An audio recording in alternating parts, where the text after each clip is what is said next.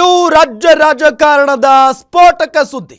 ಕುರ್ಚಿ ಕದನದ ಮಧ್ಯೆ ಮತ್ತೊಂದು ಮಹಾ ಸಂಚಲನ ಸೃಷ್ಟಿಯಾಗಿದೆ.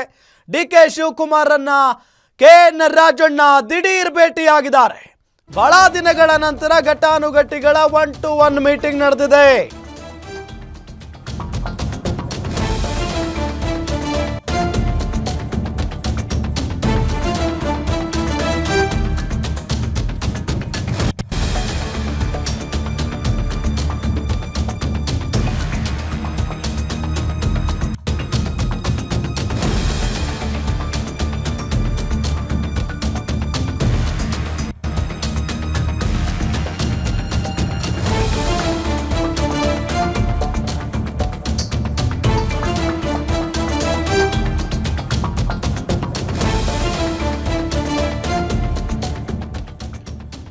ಡಿಕೆಶಿ ಸಿಎಂ ಆದ್ರೆ ನಾನು ಸಚಿವನಾಗಲ್ಲ ಅಂತ ರಾಜಣ್ಣ ಅವರ ಬಾಯಿಂದ ಬಂದಿತ್ತು. ಸಿದ್ದರಾಮಯ್ಯನವರೇ 5 ವರ್ಷ ಸಿಎಂ ಅಂತ ರಾಜಣ್ಣ ಅವರ ಬಾಯಿಂದಾನೇ ಬಂದಿತ್ತು.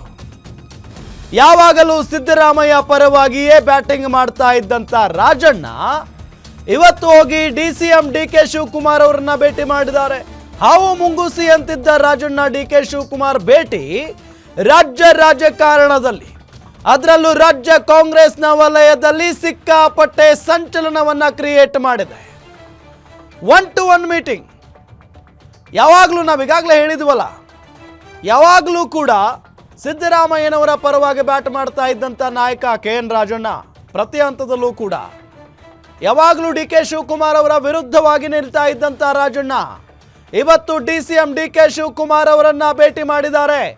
ಇಬ್ಬರು ಘಟಾನುಘಟಿ ನಾಯಕರು 1-to-1 ಮೀಟಿಂಗ್ ನಡೆಸಿದ್ದಾರೆ.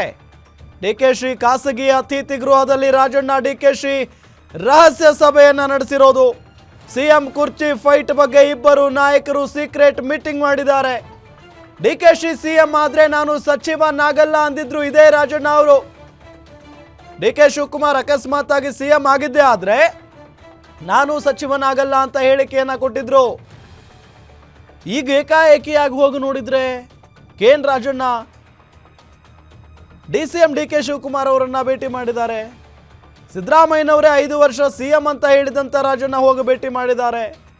ಯಾವಾಗಲೂ ಸಿದ್ದರಾಮಯ್ಯನವರ ಪರವಾಗಿ ಬ್ಯಾಟಿಂಗ್ ಮಾಡ್ತಾ ಇದ್ದಂಥ ರಾಜಣ್ಣ, ಹಾವು ಮುಂಗೂಸಿ ಅಂತಿದ್ದಂಥ ರಾಜಣ್ಣ ಡಿಕೆ ಶಿವಕುಮಾರ್ ದಿಢೀರ್ ಭೇಟಿ ಇದೆಯಲ್ಲ, ಕಾಂಗ್ರೆಸ್ನಲ್ಲಿ ಭಾರಿ ಸಂಚಲನ ಸೃಷ್ಟಿ ಮಾಡಿರೋದು.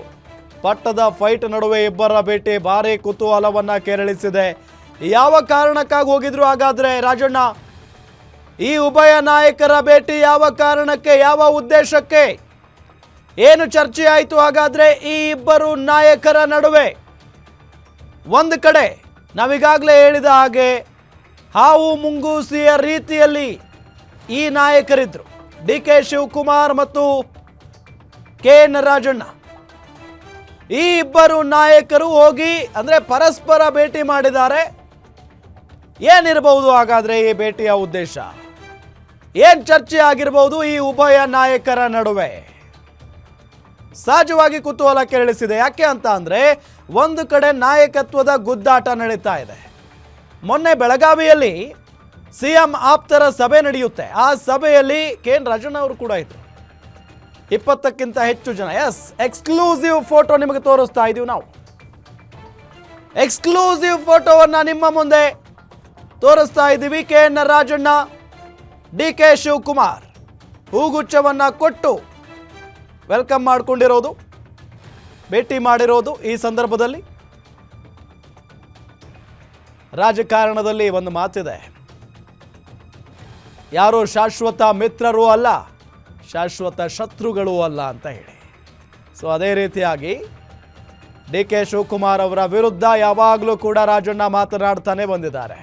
ಸಿಎಂ ಪರವಾಗಿ ಬ್ಯಾಟ್ ಬೀಸ್ತಾ ಡಿಕೆ ಶಿವಕುಮಾರ್ ಅವರ ವಿರುದ್ಧವಾಗಿ ಮಾತಾಡ್ತಾನೆ ಬಂದಿದ್ದಾರೆ ಅಂತ ಕೆಎನ್ ರಾಜಣ್ಣ ಇವತ್ತು ಡಿಸಿಎಂ ಡಿಕೆ ಶಿವಕುಮಾರ್ ಅವರನ್ನ ಭೇಟಿ ಮಾಡಿರೋದಿದೆಯಲ್ಲ, ಬಹಳ ಕುತೂಹಲಕ್ಕೆ ಕಾರಣ ಆಗಿರೋದು. ಏನಾಗಿರಬಹುದು ಹಾಗಾದ್ರೆ? ಅಕಸ್ಮಾತ್ ಆಗಿ ಡಿಕೆ ಶಿವಕುಮಾರ್ ಮುಂದಿನ ದಿನಗಳಲ್ಲಿ ಸಿಎಂ ಆಗ್ತಾರೆ ಅಂತ ಹೇಳಿ ಗೊತ್ತಾಗಿ ನನಗೂ ಸಚಿವ ಸ್ಥಾನ ಒಂದು ಕೊಟ್ಬಿಡಿ, ನನ್ನನ್ನು ಸಂಪುಟಕ್ಕೆ ಸೇರ್ಕೊಳ್ಳಿ ಅಂತ ಏನಾದ್ರು ಕೇಳಕ್ಕೆ ಹೋಗಿದಾರ? ಆದರೆ ಇದಕ್ಕಿಂತ ಮುಂಚೆನೇ ಒಂದು ಮಾತು ಹೇಳಿದ್ದಾರೆ.